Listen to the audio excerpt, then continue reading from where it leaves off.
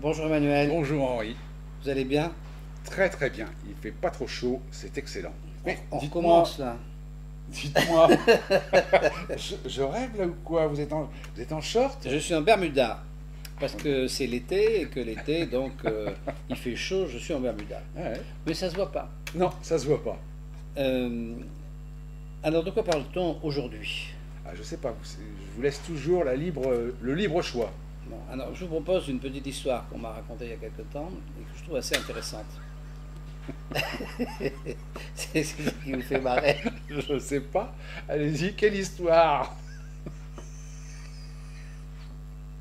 Quelle Bon, histoire, Henri? alors, Quelle histoire? oh bon. Alors, la difficulté, c'est que euh, nous sommes en train de recommencer notre vidéo parce que la première fois, le téléphone a sonné. Bien. Alors, quelle histoire? Je vais essayer de me rappeler. J'aurai le temps de redire des choses. Si, c'est le deux coup fois de la même c'est le chose. coup de l'horloger et du bourgmestre en Suisse. Là, on va pas y arriver. Donc, Bon, alors, c'est un grand du luxe. mettez-moi sur la route. C'est un grand du luxe. Ah oui. Du luxe qui décide d'acheter une horlogerie en Suisse. Une horlogerie ancienne. Une belle facture. Et donc, Aïe. il Bien. achète. Alors, donc, un grand du luxe en France achète une manuelle. Oui, on va pas le faire là. Là, on va pas le faire. Un grand du luxe de Pourquoi vous français. rigolez comme ça? Vous avez gagné un procès, on vous a rempli des sous, vous Non, avez gagné au non, loto. j'ai Qu'est-ce qui rien. vous est Non, arrivé? non, absolument Alors, rien. c'est les nerfs. C'est vrai, ça. Ouais. C'est C'est comme ça, ça. je suis en Souvent, pleine aux dépression. enterrements, c'est comme ça que ça Ouais, je suis fait. en pleine dépression. On enterre la grand-mère et puis après, on a le Ouais. fou rire. Ouais. Bon, donc on revient à notre histoire. Très sérieusement, Ouais. un grand de luxe français achète une manufacture horlogère en Suisse d'une très vieille famille qui est là depuis plusieurs générations, 6 ou 7 générations, et une maison très connue. Depuis Guillaume Tell. Oui, peut-être, oui. Et donc notre grand du luxe envoie un cadre supérieur. Et c'est le cadre supérieur qui vous a raconté ça. Oui, Voilà. c'est le cas supérieur. Un monsieur absolument charmant. Donc il envoie ce cadre supérieur mettre en place la passation de pouvoir et de propriété entre les deux entreprises qui va durer un an ou deux. Et puis au bout de quelques mois de présence, le monsieur qui est propriétaire encore, Le vendeur. le vieux vendeur. le vieux vendeur très âgé, lui dit ah mais il faut que nous allions payer les impôts. Pensez-y, pensez à payer les impôts. Alors notre cadre supérieur français, qui les impôts il pense qu'à ça, évidemment le matin au soir. Alors il dit oui, bien sûr. Qu'est-ce que doit-on faire? Alors il s'imaginait qu'il allait avoir des tas de papiers remplis. Vérif Voilà. Et donc, la discussion s'en va, on n'en parle plus, on parle d'autre chose. Et puis, une semaine plus tard, le monsieur lui dit, bon, ben, cette fois, il faut y aller, là, il faut qu'on aille payer les impôts. Ah bon, mais qu'est-ce qu'il faut qu'on fasse? Toujours pas de papier rempli, toujours rien. Mais venez avec moi, il l'amène en voiture, et puis ils vont chez le bourgmestre. Et puis, et là, donc, ça, c'est des prénoms d'emprunt que je vais choisir. Oui, oui. Donc notre homme arrive, il dit au bourgmestre, ah, salut Georges, comment vas-tu? Et là tu dis, ah ben et toi, Pierre? Toi, Albert. Oui, ou Albert, ou comment on fait? Et toi, il parle, et ta femme, non, oui, des enfants, ça va bien? Bon, très bien. Bon, ben je viens payer les impôts. Ah, tu viens payer les impôts? Bah c'est bien, bon, alors cette année tu vas payer un petit peu plus. Ah ben non, cette année je paye un petit peu moins, parce que là cette année c'est un peu difficile, tu vois, d'ailleurs je suis obligé de vendre, tout ça. Non, je voudrais te payer un petit peu moins. Ah bon, mais l'année dernière, combien t'as donné? Ben l'année dernière j'avais donné 9 millions. Ah bon, ben tu vas en donner 10 cette année. Ah, non, cette année je peux pas, il faudrait que je peux te donner 7. Ah non, 7 c'est pas possible. Non, il faut que tu donnes au moins 8, parce que moi j'ai déjà fait mon projet, mon projet de budget et tout. Là tu vas me mettre dans l'embarras. Ben non, je peux pas. Ah ben fais un effort. Elle dit, bon ben 7,5. Ah, 7,5, il va me manquer 1,5. Ah, ça c'est embêtant. Ben oui, mais je peux pas. Bon ben d'accord, alors bon. Il fait son chèque. Il fait son chèque, on n'en parle plus. Alors quand même, notre cadre supérieur, il est un peu... Il dit, vous faites comme ça tout... Ben oui, on fait comme ça depuis toujours. On discute nos impôts tous les ans. Ah bon. Et d'après, de nouveau, notre L'année suivante. l'année suivante. L'année suivante, hein. Les choses recommencent. Bon, il faudra qu'on aille payer les impôts. Alors là, pas de surprise. Bon, on fait d'accord, allons-y. Et là, donc, et que comment vas-tu, Georges, comment vas-tu, Albert, etc. Les enfants, la famille. Ouais, ouais. Bon, alors cette année, combien tu me payes? Parce que il faut que tu me payes un peu plus. Ah oui, oui, cette année, je suis d'accord. Bon, alors tu me payes 10 cette année. Mais oui, mais même, je peux même te payer 10 et demi, voire 11. Oui, oui, je peux te payer un peu plus. Cette année, ça va mieux, je peux te payer un petit peu plus. Bon, ben d'accord. Et je me mets d'accord, elle fait son chèque. Voilà. Donc, cette histoire est vraie, puisque je pense que la personne qui me l'a racontée était vraiment en première loge. Hein, donc cette histoire est vraie. Mais cette histoire n'est pas une histoire d'amateurisme. C'est pas une histoire. Ça ne veut pas dire que le fisc, que le système fiscal suisse n'est pas sérieux. Ça veut dire au contraire que entre la perception fiscale et entre le contribuable et l'État suisse, il y a une discussion associative, c'est-à-dire qu'il n'y a pas de suspicion, il y a une discussion sincère et ils sont associés. C'est pas l'inquisition, quoi. C'est pas l'inquisition.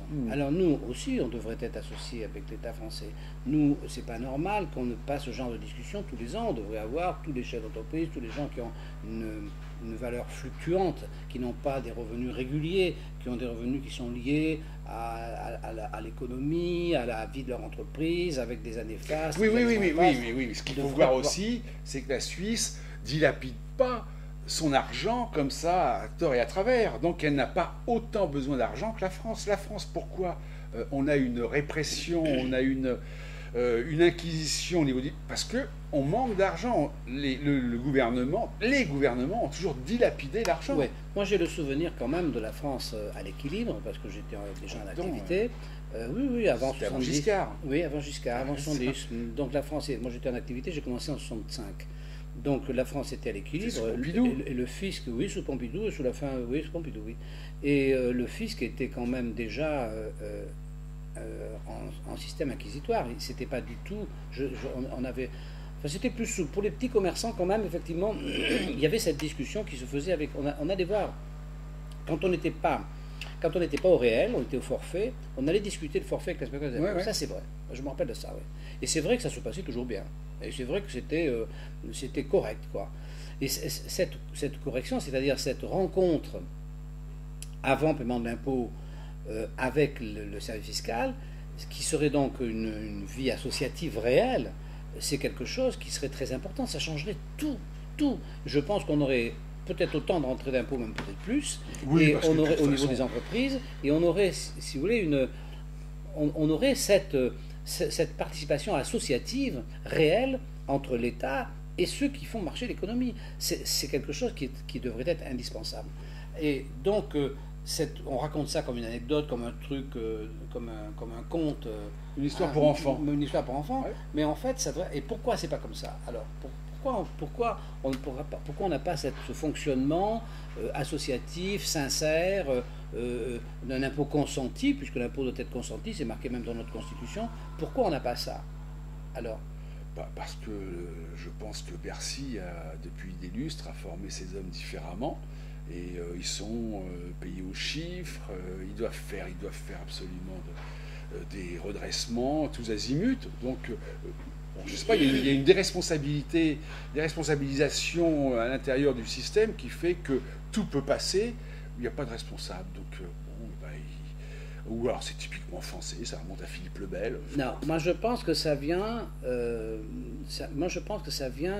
état de parano total de la part de Bercy et de la part précédemment de tous ceux qui ont eu à encaisser l'impôt, c'est-à-dire un manque total de confiance dans leurs propres troupes.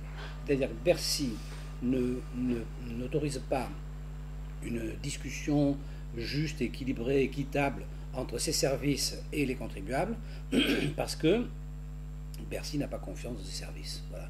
Bercy pense que ses agents se laisseraient corrompre. Je pense que c'est vraiment le fond du problème. Et Bercy pense ça parce que Bercy est face à une structure de syndicats unifiés des impôts qui effectivement est malsaine et qui donc serait tout à fait incapable de rentrer dans une discussion logique d'homme Ah oui, à homme. ça, ils sont incapables. Ils sont incapables.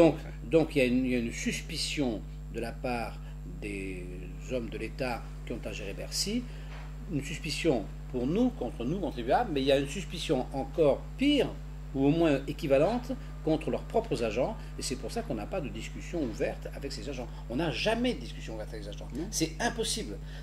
Pourquoi? Parce que toute la chaîne chez eux est une chaîne de gens qui s'observent et qui n'ont pas confiance les uns entre les autres. Et c'est ça qui fait qu'on ne peut pas, qu'on vit dans un espace qui est un Mais de toute espace façon, de vous suspicion ne pouvez pas discuter avec un agent vérificateur, puisque de toute façon, a priori, il est incompétent.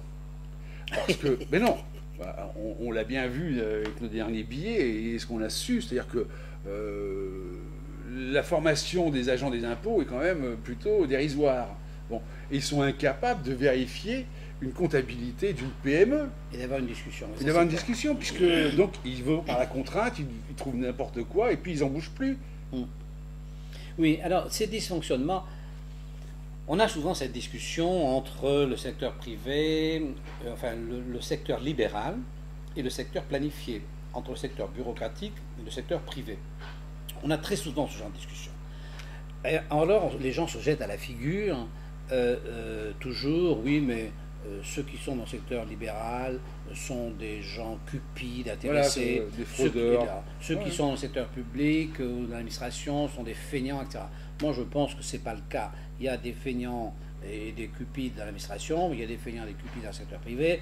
Les gens ne sont pas différents de caractère, qu'ils soient dans le secteur public ou dans le secteur privé. La grosse différence entre le secteur public et le secteur privé, c'est la réactivité. C'est-à-dire qu'en fait, quand un système vivant fonctionne, il ne peut survivre que s'il est réactif. On a tous appris que les dinosaures avaient disparu parce que quand on leur coupait la queue, le temps que ça arrive à leur tête, enfin, on a tous appris. C'est pas pour ça qu'ils ont disparu, hein, mais bon. Il paraîtrait, enfin on nous a dit, enfin, moi on m'a dit qu'ils avaient disparu parce qu'ils n'avaient pas la capacité d'adaptation, ils n'avaient pas la réactivité nécessaire. On ne va pas polémiquer sur la disparition des dinosaures. Hein. Non, alors, non, ce qu'il y a de sûr, c'est que dès qu'un organisme vivant n'est pas réactif, il est évidemment sur le point de disparaître. Donc, si vous voulez, la différence qu'il y a entre le secteur planifié, bureaucratique, d'État et le secteur libéral, c'est la réactivité. Dans un secteur libéral, les gens sont tous réactifs individuellement, donc un problème arrive, ils ont tous leur réaction. Parce qu'ils jouent leur entreprise. Et puis ils ont matériellement la capacité de réagir, alors que un système bureaucratique, un système lourd... C'est un système de parapluie. Ne va pas pouvoir réagir. Alors, je vais vous donner un exemple de ce genre de choses assez amusant. Ouais. Vous savez gâtez aujourd'hui, Henri. Ouais, Deux anecdotes. Vous savez que je poursuis au pénal la présidente du tribunal administratif de Montpellier pour déni de justice. Bien. Je ne sais pas ce que ça va donner, certainement beaucoup d'ennuis pour moi, mais on verra. Et donc, je prépare une citation et il me faut une date d'audience. Donc, je téléphone au tribunal et là, au standard, je dis je voudrais le service de l'audiencement. Et on me dit vous n'avez pas le droit. Je dis, non, je n'ai pas le droit. Non, je n'ai pas le droit. Je dis non. Ben, attendez, c'est pas la première fois que je fais une citation en direct. Je comprends ce que vous me dites. Vous passez par un huissier. Je n'ai jamais vu ça, que c'est votre histoire. Elle me raccroche au nez. Je rappelle, je tombe sur un monsieur à qui je dis écoutez, voilà, vous êtes le standard, j'enregistre la conversation et je voudrais l'audiencement. Il me dit si vous enregistrez la conversation, je ne vous parle pas. Bon.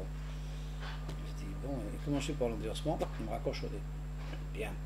Donc je me débrouille avec Internet et je Heureusement trouve... vous avez un forfait téléphonique. Hein. Oui, et je retrouve la ligne directe du service d'audiencement. Je tombe sur une dame absolument charmante qui me dit mais je veux vous donner une date, mais il faut m'envoyer la citation. Et dès que vous l'envoyez, cet après-midi, je vous donne une date, ne vous inquiétez pas. Très bien. Donc je peux vous l'envoyer par Internet? Oui, très bien. J'envoie la citation. Ça, il y a une dizaine de jours depuis silence radio. Je relance cette dame il y a 2 jours qui me dit ah oui, oui j'ai donné la citation au procureur, ne vous inquiétez pas, il s'en occupe, vous allez avoir une date très vite. Bon, donc pour l'instant, 0 date. Bien, donc vous voyez déjà que c'est pas tout à fait pareil quand vous poursuivez madame la présidente du tribunal administratif que si vous poursuivez machin, Dupont, Durand, etc. Ça c'est amusant. Mais le deuxième truc amusant, c'est que quand même je téléphone au tribunal, au standard du tribunal. Comment on peut imaginer que le standard du tribunal me réponde quelque chose qui est complètement hors la loi? Parce que j'ai parfaitement le droit de demander à l'audiencement une date. Enfin, comment on peut imaginer qu'on téléphone à un tribunal et que le Standard vous répond un truc qui est complètement... Oui, mais est-ce qu'il savait qui vous vouliez citer? Non, pas du tout. Ça ne savait rien du tout. Je n'ai même pas dit que je voulais citer, j'avais besoin de parler au service de lancement pour une citation. Ça les emmerde. Donc, non, moi je ne vois pas ça comme ça. Moi j'imagine que dans ce tribunal, il y a au moins 30% de gens qui ne foutent rien, et il y en a donc le reste qui est débordé. Débordé à cause de ceux qui ne foutent rien, et débordé à cause du fait qu'il y a beaucoup trop de choses à faire, beaucoup trop de procédures par rapport aux moyens qu'ils ont. Donc ils sont débordés, je les imagine en commission, disant oh oui on est débordés, oui, mais alors comment pourrait-on faire pour absorber le retard? Oui, mais si on n'était pas au téléphone tous les jours, etc. Bon. Donc à ce moment-là, le président dit au Standard bon, faites en sorte que nous ne soyons plus dérangés par le téléphone. Et le seul fait de ne pas donne un espèce de blanc-seing au Standard qui peut dire n'importe quoi, y compris la chose la moins légale qui soit. Donc, vous voyez, ça, c'est la contrainte bureaucratique. C'est-à-dire, c'est une organisation lourde où à l'intérieur de cette organisation, les gens n'ont pas d'autonomie, pas de réactivité personnelle, et on se retrouve avec... alors bon, j'ai enregistré ce truc, je ne vais pas m'en servir quand même, parce que bon, il y a un moment où il y a saturation. Mais c'est incroyable que ça ne marche pas, là non plus, mais pas du tout, pas du tout. Bon. Alors, la justice ne marche pas, ça ne marche pas. Rien ne marche. Dès le standard, c'est-à-dire que vous ne pouvez même pas dépasser le standard, poum, ça s'arrête, tac, direct. Bon, alors, c'est quand même un peu compliqué. Voilà les petites choses que... Alors, je voulais vous dire que nous avons donc fini, vous et moi, la fameuse requête individuelle concernant cette fameuse affaire de la locomotive et de Bercy, et qui va être envoyée à la Cour européenne. Alors, vous voyez, puisque nous l'avons fait ensemble, que c'est un beau pavé. Hein. Oui, on a travaillé. 191 pages. 191 pages. Il est beau, hein, mais c'est beau. Oui, et ça ne va pas donner sans doute de résultats, mais bon. Pourquoi? Non, moi je pense pas. Ah bon. Non.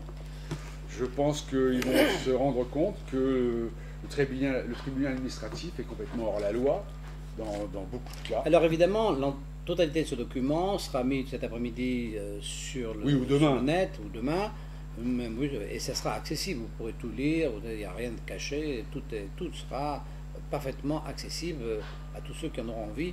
Tous ceux qui ont envie de lire 191 pages, c'est un cas d'école. C'est un cas d'école. Ah, complètement. C'est un cas d'école. C'est vraiment un abus de A à Z. Oui. Voilà.